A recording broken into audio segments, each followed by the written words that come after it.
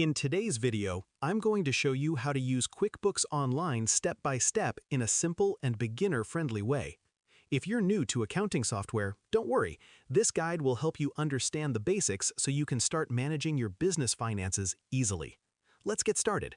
First, open your browser and go to QuickBooks Online, then log in to your account.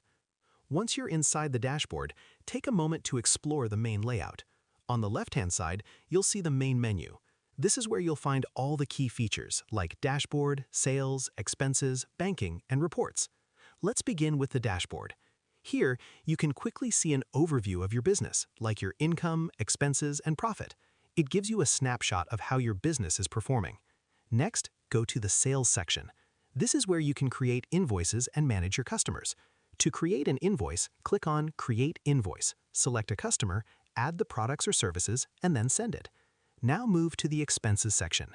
Here you can track your spending. You can add expenses manually or upload receipts. This helps you keep a clear record of where your money is going. After that, check out the Banking section. You can connect your bank account to QuickBooks so transactions are imported automatically. This saves time and reduces manual entry. Now let's look at Reports.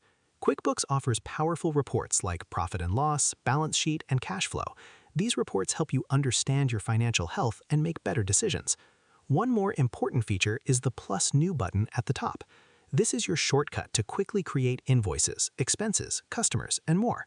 As you continue using QuickBooks, try to keep your data updated regularly. This will ensure your reports stay accurate and useful. And that's the basic overview of how to use QuickBooks Online. Share this video and subscribe for more helpful tutorials.